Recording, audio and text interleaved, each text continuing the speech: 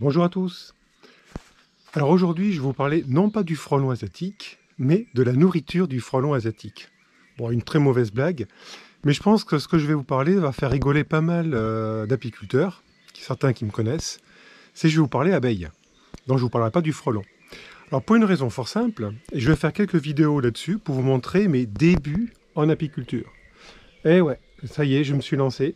Ça fait des années que j'avais envie de faire comme vous, pour s'il y a des apiculteurs qui me regardent, d'avoir des colonies d'abeilles en élevage, pour le plaisir de les observer, pour avoir le plaisir aussi, faut pas se le cacher, hein, de récupérer du miel et de consommer du miel de son propre jardin, donc de ses propres colonies d'abeilles. Et ce qui m'inquiète un peu, je vous avoue, c'est d'être aussi embêté, hein, je reste poli, vous avez vu, par le frelon asiatique qui va venir chasser sur mes abeilles. Donc il va falloir que je protège les ruches aussi, et je vais être confronté au même problème que vous tous. Donc, première vidéo pour vous montrer le début.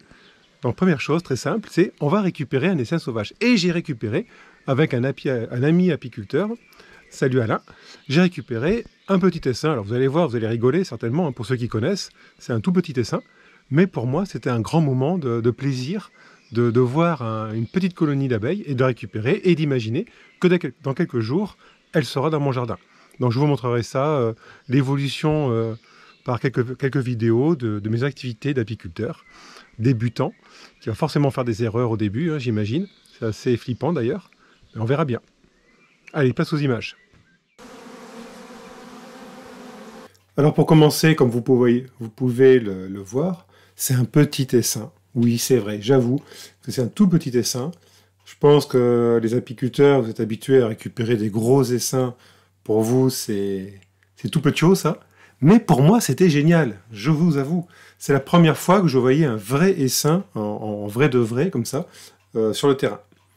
Donc avec Alain, c'est lui qui a fait le boulot, hein. Moi j'ai juste regardé et filmé, j'avoue. J'étais la grosse feignasse du jour.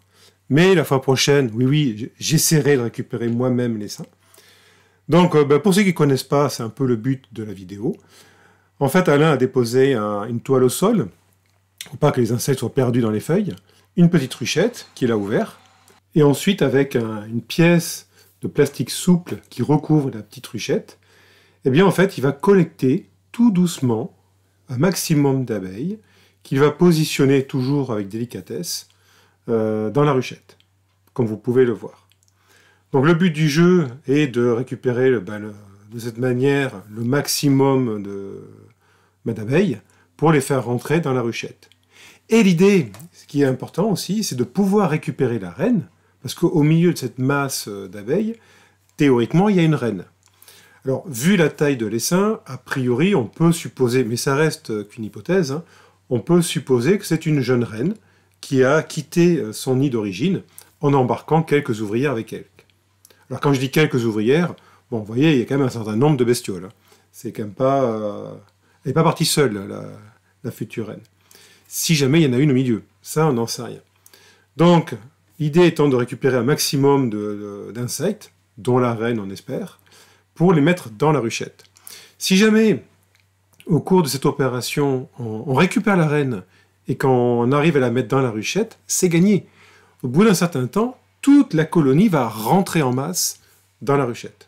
En fait, toutes les ouvrières vont rejoindre la reine.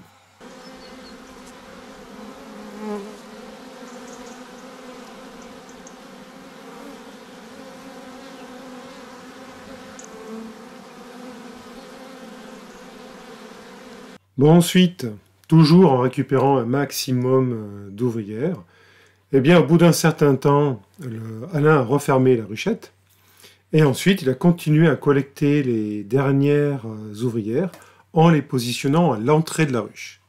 Et là, c'est ce que j'observais, il y a un comportement qui est incroyable des ouvrières, c'est que certaines se mettent à l'entrée de la ruche et elles vont émettre une phéromone, c'est-à-dire une molécule qui est perçue à distance par les congénères, et cette phéromone, c'est en fait une phéromone d'appel. C'est-à-dire de prévenir les copines de venir à la ruchette pour dire que toute la colonie, l'essaim, on va dire, et probablement la reine, est déjà dans la ruche, dans cette ruchette, et qu'il faut que tout le monde revienne, en fait. Donc ce comportement, en quelque sorte, d'appel, est quand même quelque chose d'extrêmement intéressant pour collecter, eh bien, en fait, l'ensemble de la colonie.